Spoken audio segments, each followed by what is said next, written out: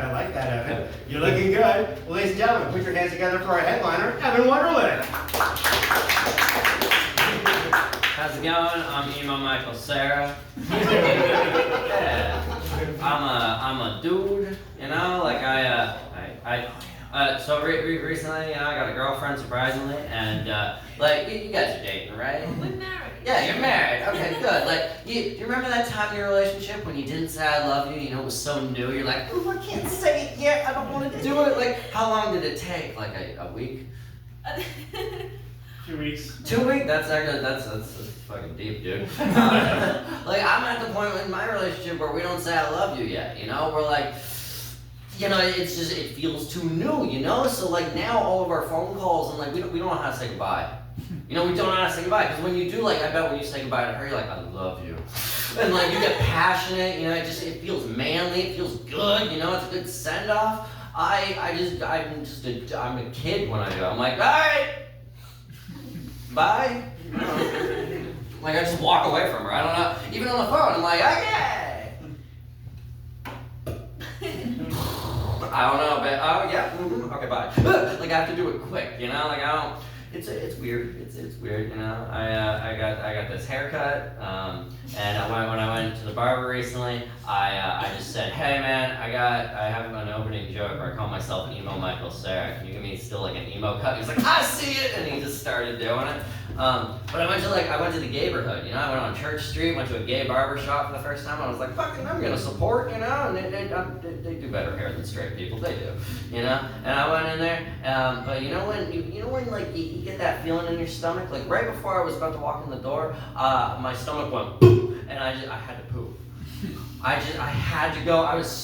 You know that feeling like your stomach just goes 5, 4, and you're like, no! So I was like, be a man, hold it in, and I clenched, and I walked into the gay barber shop, you know, and I was like, ah, you know, and then I sat down still clenching, and I was like, I'm not nervous, I swear to God, like they were reading my body language because they could sense my asshole, you know, like they can sense your ass, I didn't know that, like gay people are like, I know how your ass is being read, you know, what the fuck is up with you, you know, because he would cut my hair, and he's like, are you straight? And I'm like, yeah, you know, I'm straight, it's fine, you know, and they're like, down, you know, like, even when he was like, okay, come over here, I gotta like wash your hair and shit, I had to do the clench and walk again, and I was like, oh fuck, and then he's like, lean your head back, like, ah!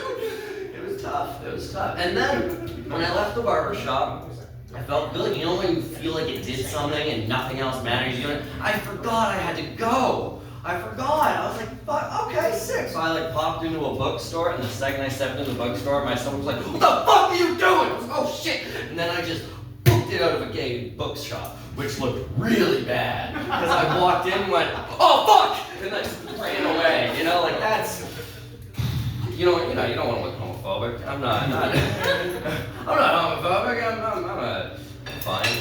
Yeah, I'm not gay, but I'm close, probably. not gay. No, it's not, I don't know. I've had a lot of jobs, you know, like I was a shawarma chef, I was a diversity hire. I worked with Mr. Sub, another diversity hire. And then Burger King, it was a disability hire.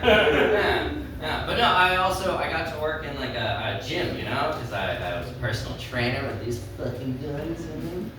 No, I was a janitor. Yeah, that's fits the face, you know. And when being a janitor, I saw like 1,000 dicks, like so many dicks, like an uncomfortable amount of dicks. I worked there for like 2 weeks, 1,000. I probably saw more than 1,000 dicks. Different dicks too, long, short, hard. It was weird, you know. Like how many dicks do you see a day, miss? 0. Like 0, that's the appropriate amount to see in a day. Like for me, as a straight dude probably, I just thought like, it's too many. I'd be okay with like a dick a day. A dick a day would be fine, a dick a day would be great. A dick a day is my own, like miss, you only see a dick a day, right? Unless you got a kid. Not that you're looking at the kid, but you gotta change them or something, I don't know. You got a kid? No. That's better, okay, thank God. But no, it's true, like it's good to see. The one thing about the job, it was so many dicks, I thought they should have mentioned it in the interview. I really did. I thought they should have mentioned it. Like, you sit down and like, do you know Wimmis? I'm like, I do know Wimmis. Like, you see 1,000 dicks in a day.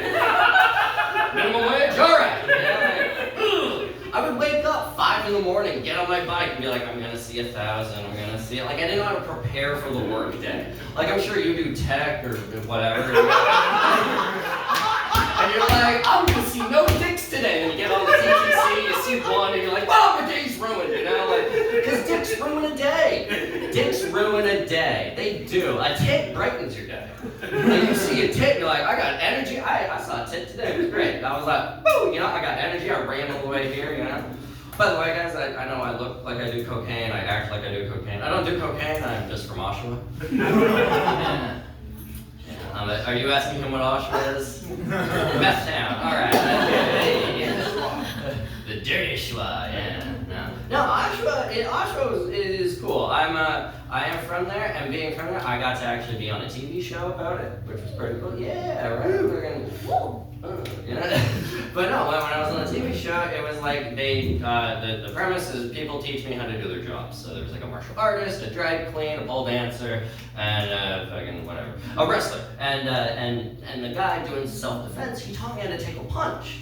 You know, and he said, okay, to take a punch, you gotta like flex. You know, you gotta push. You gotta like clench your abs, clench your stomach. And I'm like, no, like if you clench, like I'm not gonna clench, I'm gonna flee, you know? Like, I'm not just gonna take a punch, you know? Also, if you punch me and I'm clenching, I'm pooping, you know? Like, cause if you're like, ooh, ah, like then, you know what? He'll probably run away then.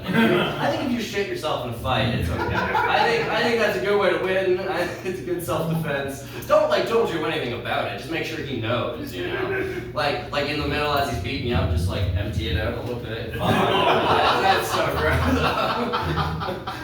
Now, I'm glad you guys are done eating. No, another thing he told me, anything can be a weapon, especially a weapon. But anything can be a weapon.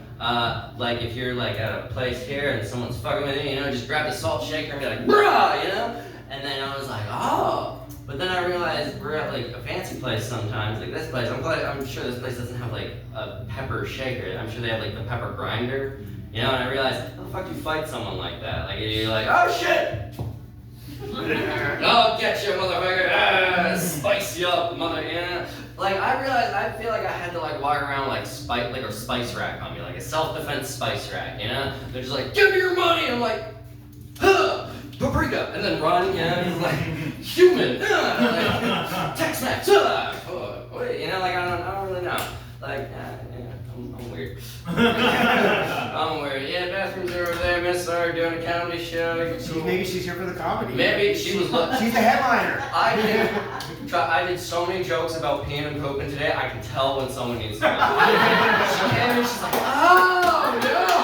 Like it was rough, you know. It is rough. It's weird. I'm an adult man with. Anyone here got some ink? You know, no one's got tattoos. I got a tattoo. You got a tattoo there? What do you got? Horseshoe on my ass that says "Lucky Me." Do you really? I really do. That's amazing. You should just do your set in assless chaps every set. And just every punchline, just turn around and show your ass. You know. I have this. It's a rat riding a bicycle. Yeah, 'cause I'm an adult man.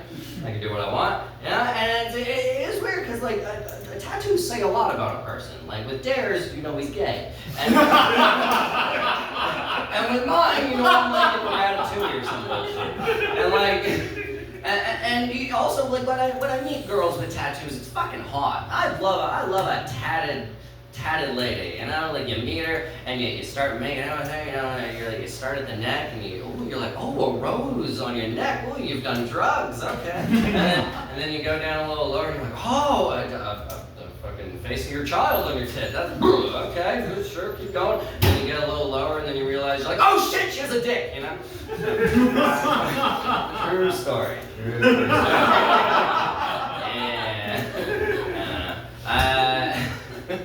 What else do I want to work on? Oh, my girlfriend recently, she's coated in tattoos. It's fucking cool. And she snores. She's a big snorer. Do you guys snore? Does he snore? Yeah, right. You know, I got the trick for it. If they wake me up when she's snoring, you know, I just meditate beside her. You know, I don't focus on her. I focus on I don't focus on my breathing. I focus on hers. That would have been funnier if I was able to say that properly. But no, I do. I just sit there and I meditate and I just, you know, I hear hers like,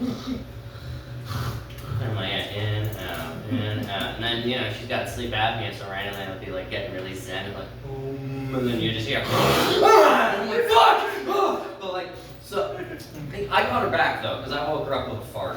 Yeah. I always wake him up. With farts? Say, no, With your farts? I bet they fucking reek, you know? How do you wake them up, you know? I'll just tap him like, wake up. See, that doesn't do anything, because you're like, you were snoring, and he was like, yeah, like, I know. Like, my girlfriend told me the same thing, just wake me up. And then she's like, oh, just try to, like, push me, like, rotate me. And I'm like, you wake me up, fuck you, you know? Like, I don't know. I'm gonna start just putting candy in her mouth every time she snores. I think that, because then she gets to wake up with a sweet, you know, sweet dreams. I'm a good boyfriend. Alright, no, another thing about that TV show, when I did drag, I had to wear heels for the first time.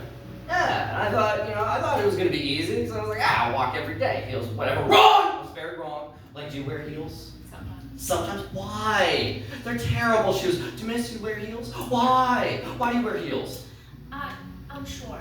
That doesn't matter. Be yourself. Be your own height. What the fuck are you doing? Don't be catfishing this motherfucker. Be yourself. Come on. Don't be up here. Be down here. This is fine. You know, like I was so bad at fucking walking in the heels. I was doing this shit. You know, I was shaky legging. You know, and like the drag queen that was teaching me, she was a sassy bitch. You know, she would fucking call me a horse. You know, and she's like, he's horsing it. Put him in a stable. Like, he said anything but stable. I looked like a giraffe on train, for fuck's sakes. You know, and then she kept calling me a horse. I didn't like it, but then I thought, what the fuck is wrong with horses? That's what just like drag queens. You know, they are. They're elegant, they're beautiful, and I kind of want to ride you, but I don't know how. All right, guys, that's